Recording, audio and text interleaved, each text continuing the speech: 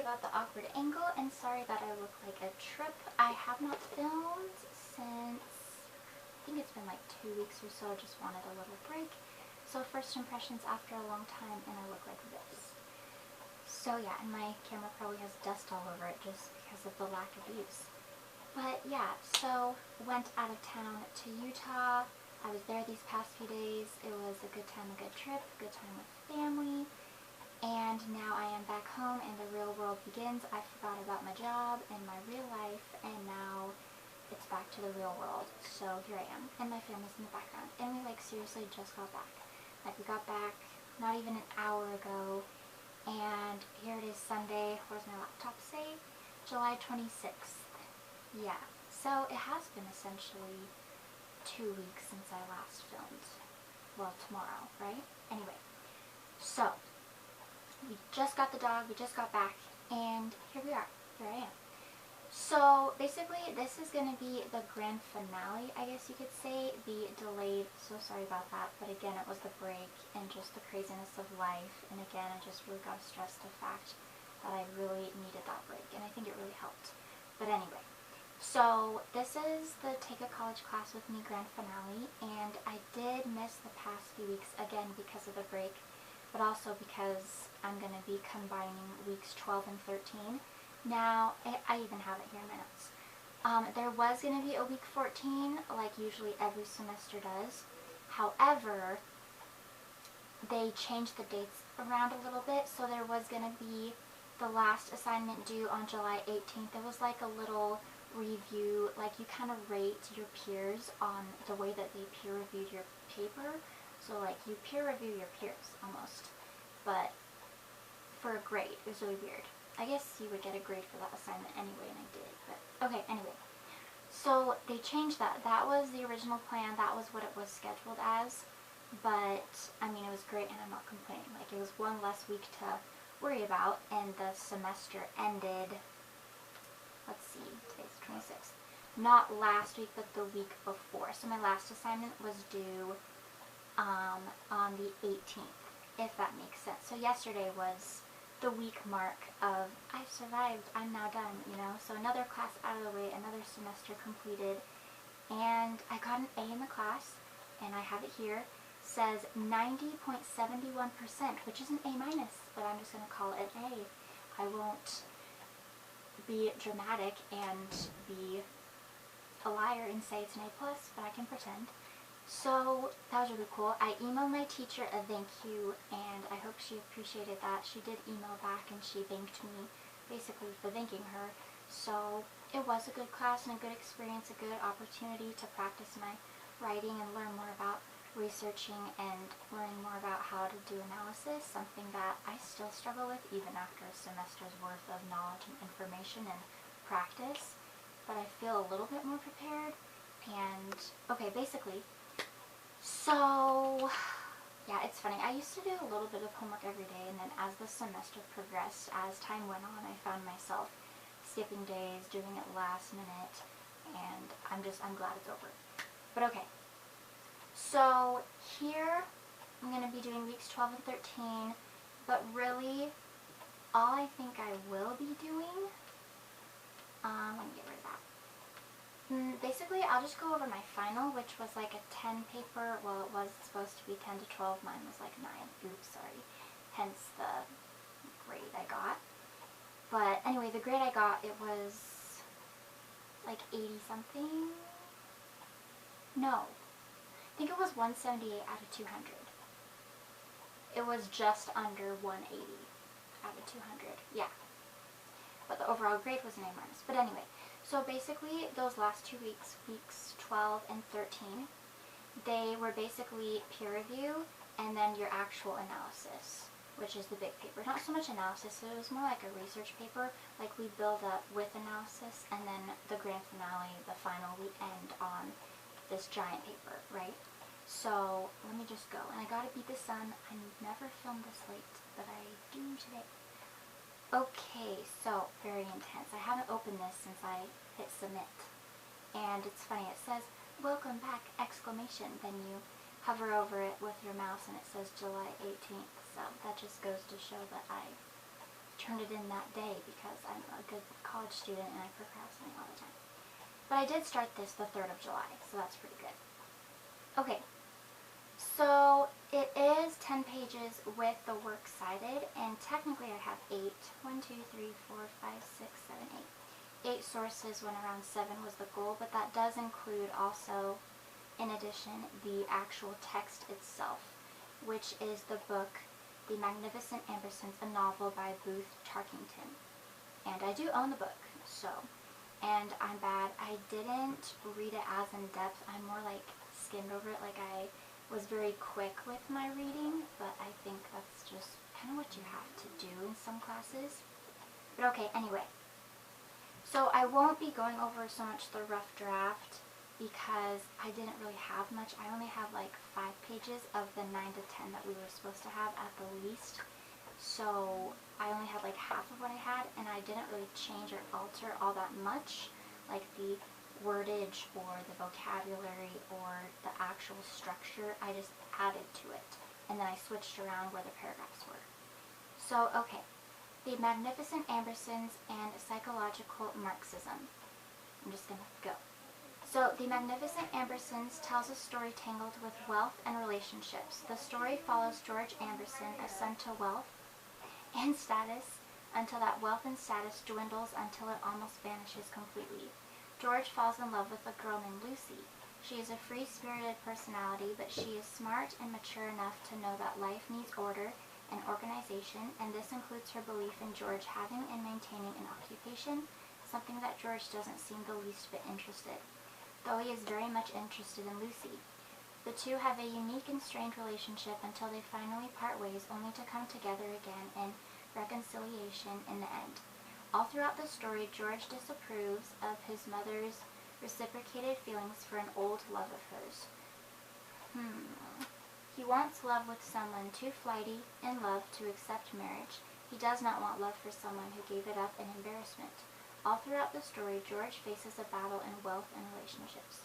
Since 1873, the Amberson family is the leading family in a fictionalized Indianapolis. George Amberson, oh no, I said in instead of is.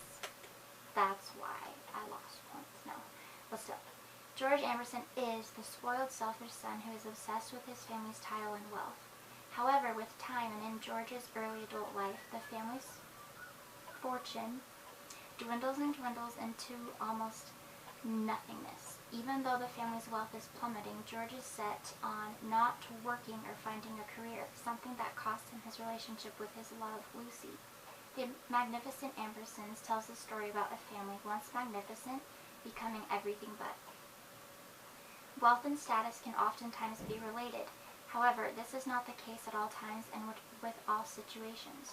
And George is one character in particular who is blind to the contrast and difference between these two things, wealth and status.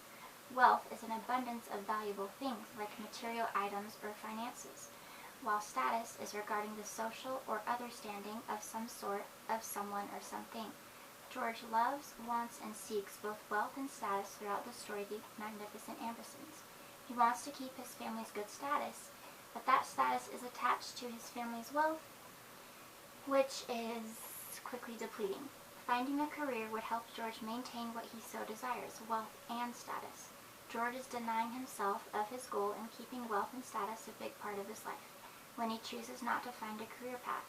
George is in love with Lucy and wants to include her in his life, but Lucy needs George to also want a career path in his life. I lost my spot. Path in his life, and this is something that George does not want for himself or for Lucy. George Amberson cannot love people and money at the same time. How does wealth and status interrupt and compete with George's feelings for and relationship with Lucy? Lucy was having a conversation with George when she said the words, "I don't ever seem to be thinking about what's happening at the present moment. I'm always looking forward to something, thinking about things that will happen when I'm older," from Chapter 7. To this, George, simple and gentle as the text says, response is, "You're a funny girl," Chapter 7. And I'm just going to interject. So, my sources, like there's a Dave Ramsey one, yeah, I struggle with research papers, honestly, and I don't have all that much practice. I am an English minor. My major is elementary ed, and I think they're a good combination. Like, they really complement each other, and they can really help me with both areas, like the education field alongside the English department, I guess.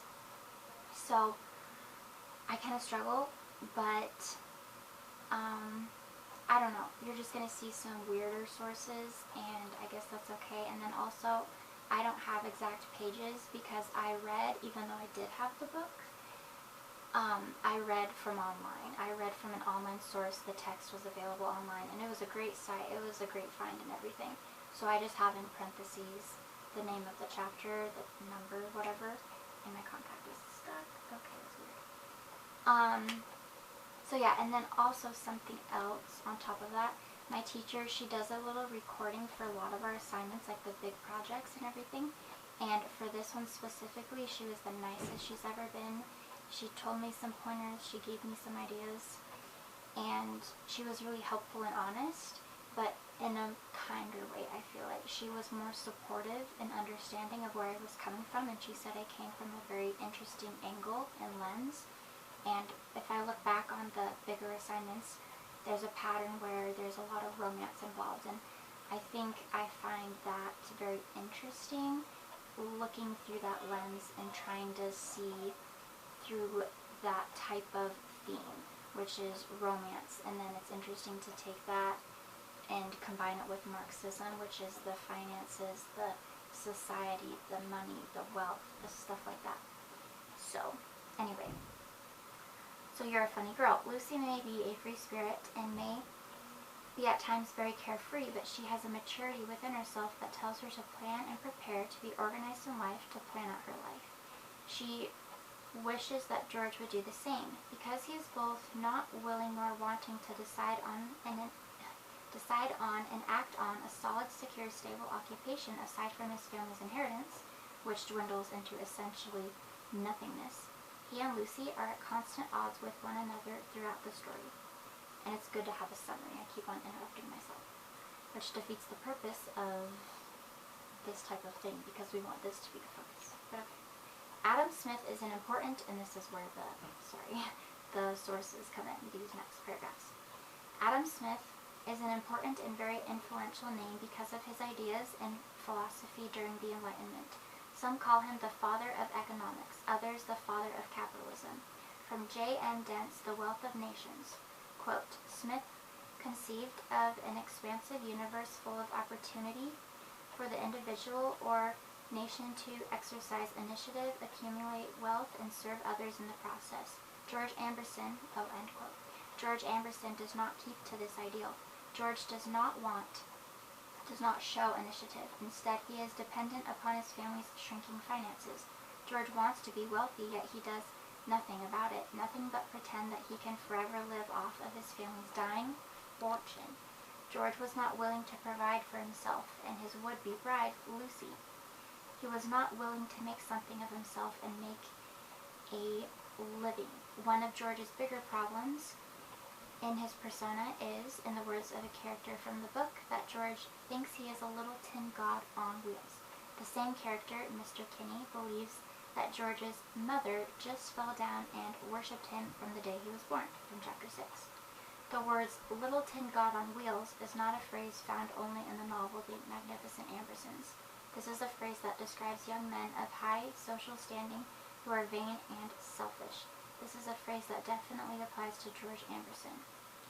Forbes, Forbes, offers some important information regarding America and work ethic in their article, Reviving Work Ethic in America. A quote, however, if we examine the American workplace today with a comparable example from the 1930s, 1960s, or even 1990s, it's easy to see that America has lost sight of the virtues that comprise work ethic, the very things that helped build our country, end quote.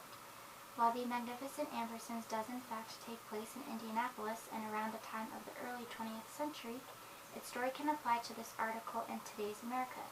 Character George Amberson greatly lacks work ethic. Okay. He does not have a plan for his future, no interest in a career, yet he dreams of wealth and status. George has a conversation with Eugene, Lucy's father and his mother's former love. In this conversation, George says, I don't work. I don't work. I think that I don't work. Chapter 12. After these words, George tells Eugene that there isn't much to do. Chapter 12. However, there is always something to do. There is a whole life to do. The way that George comes across is he is a person who doesn't want to be productive. He does not want to make something of himself. He won't do it for himself nor for anyone else, and both of these two facts hurt Lucy very much and even drives her away. The American dream has changed over the years greatly, in part by competition and materialism. Filmmaker and photographer Lauren Greenfield is concerned when she shares some of her thoughts for The Picture of Wealth. Quote, the dream had turned into a quest for fame and fortune, and we had left behind the values of hard work, frugality, and discretion that had defined our parents' generation. End quote. This quote can closely apply to the life of George Amberson. George does not learn the meaning and purpose of hard work until towards the end of the novel. For far too long and much of his life, George is on a quest for fame and fortune. George's family history includes generations of wealth and status, but then that very wealth, along with the family status, is taken from him. George's ancestors could only get wealthy with time and work. However, with each Amberson generation, the wealth and pride and status didn't involve as much work as the previous generation. George does not take discretion in finances and wealth. At one point in the story, George goes to his grandfather in concern, saying, the whole Amberson estate would be getting run down and out at heel if things weren't taken in hand pretty soon. Chapter 10. This is true and a valid concern of George's and many others. However, what does George do about it? One thing he does not do is try to earn a living for himself when this family and financial crisis gave him the opportunity to do so. So like family crisis, financial crisis. In his article, The Truth About Money and Relationships, and this is Dave Ramsey stresses that couples may disagree about their lifestyle. Dave Ramsey is more referring to spending habits when he talks about lifestyle in this article. However, this can still correlate to George in The Magnificent Ambersons. Isabel, George's mother, and Fanny Minifer have a conversation while watching George and Lucy dancing at a social. Fanny comments, they seem to get along better than they did at first, those two children. They seem to be always having little quarrels of some sort at first. Chapter 9. But George's lifestyle and lack of work ethic and the fact that he does not want to work for a living causes Lucy to stray away and causes the fighting to return. And Money Matters has a lot to do with this happening and repeating itself. Tareen Furman, offers information and strong opinion in their article, When it comes to healthy relationships, study shows love is really all you need. Quote, the rich may have the affordances that provide the foundation for higher education and potential for wealth, but they may have less of the affordances that teach them or force them to reason wisely about interpersonal conflicts. From E. Grossman, lead study author.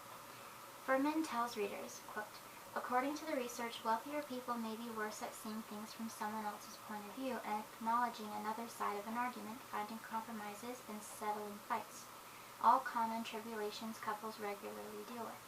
While this research was taken not long ago, it still tells us that there is a pattern within the wealthy and that there has been for some time throughout man's history. George is so used to his high society lifestyle, and he is used to having things his very life handed to him.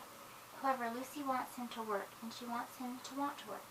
Lucy's main concern about her and George's relationship. Lucy's main concern about her and George's relationship is that everything is so unsettled. From chapter 17. She speaks to George. Well, for one thing, you haven't settled on anything to do. At least, if you have, you've never spoken of it. Chapter 17. To this, George says, haven't you perfectly well understood that I don't mean to go into business or adopt a profession? Lucy's response is a gentle, I wasn't quite sure. Chapter 17. The big confrontation and argument between George and Lucy is essentially the fact and problem that George doesn't want to work. His not caring about this topic that greatly concerns Lucy creates an interpersonal conflict. Now from the article The Magnificent Ambersons, Unmasking the Code, And this honestly is just a source thrown in there because I needed another source and I couldn't really find one. And I wanted something to really relate to the book. And there's a fuzzy in my hand. Yeah, it doesn't really apply or correlate. I just threw it in there. Okay, so readers learn about the film based on the book. This is the article, The Magnificent Ambersons Unmasking the Code. Lorna Fitzsimons wants readers to know and understand that the film does not match the book, nor does it have to. In Lorna's words, as the movement of the latter phase of the narrative becomes increasingly disjointed, leaving several local enigmas, unresolved, such as how the Ambersons' wealth is lost and why George suddenly gains humility, I would suggest, rather than lamenting these aspects of the film as flaws or vulgarities, against which the magnificence of the unbulderized version is idealized, we consider instead their implications for the viewer in relationship to the text as a whole. According to Fitzsimons, some tried to intervene several scenes, including the ending, and some tried to reconstruct the text. Perhaps it is not so important how or why George Amberson gains humility in the film and in the book, but rather it is more so important that he has the power to change and gain humility. And the book and the film have a different way of showing his change, a change that needed to happen and needed to be shown through both film and text. So I guess it kind of does relate, like it goes into my theme of his change. So it's basically wealth, relationship, and change, and how wealth and relationship can change you, or you can change because of it, if that makes sense. So I probably should have said more about that, honestly. But anyway, Lucy is referred to as the Village Belle, Chapter 11. What this term means is this: a popular and attractive girl or woman who is seen as the most attractive out of all the other girls or women around. The text uses the word complained. At times, however, quote, George found other disturbances to the friendship. Lucy was too much the village belle, he complained, from Chapter 11. End quote. George has two main concerns in his life. The first is finances and money and wealth. The second is his relationship with and love for Lucy. Both wealth and Lucy are driving him crazy. He is obsessing over wealth and he is paranoid in his relationship with Lucy, even annoyed at times. Wealth and his love Lucy are a bad and dangerous and unhealthy combination. George's mother, Isabel Amberson, comes to George's door one night to speak with him. She had a specific concern and question in mind for their conversation. She told George that she just wished that he would tell her why he didn't like Eugene, the man that she, Isabel Amberson, has seemingly always loved. To that, George simply says, "Oh, I like him well enough," in his place. Chapter 20. George often speaks in sarcasm, and in conversations with his mother it is usually this way. In this particular conversation, it is brought up that it is difficult for a man to fall for someone's daughter when he does not feel very pleasantly toward her father. Chapter 20. This is George's situation with the girl he loves, and it involves her father, a man who George's mother loves. George proposes to Lucy, and it does not go as he would have liked. The scenario was quite the opposite and very dramatic. There was raising of voices and misunderstandings on both George and Lucy's part. Lucy says of George, "You say you're a man now, but you talk more like a boy than ever." Chapter 12. Let me see where I'm at. And I'll probably go tell my family to be quiet.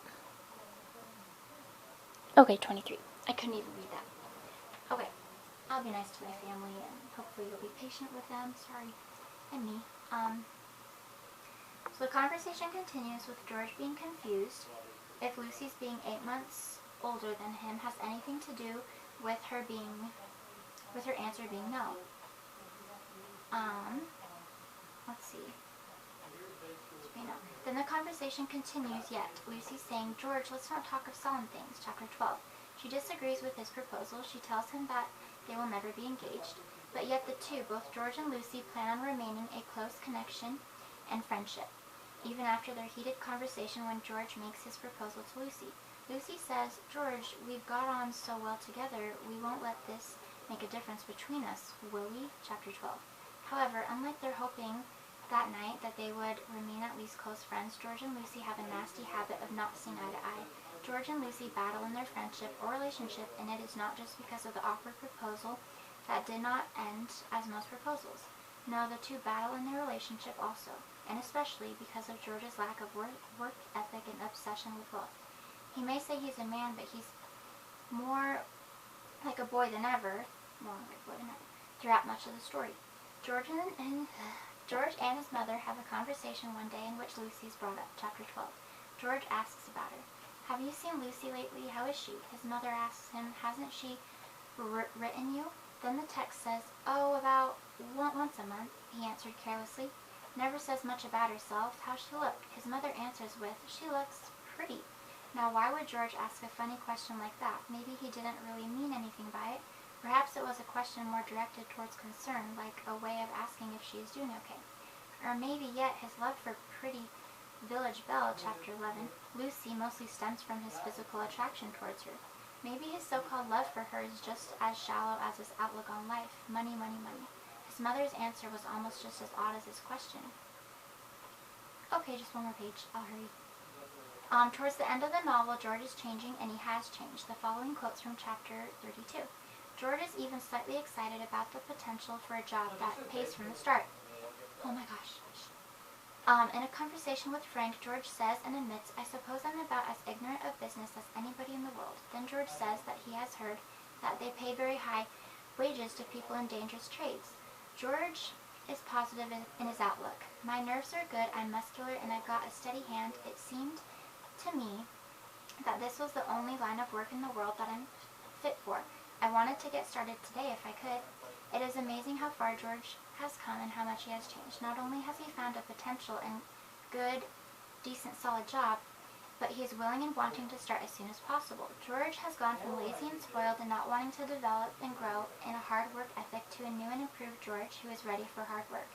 He has lost his relationship with Lucy at this time in the novel, and he is also ready to work hard in life.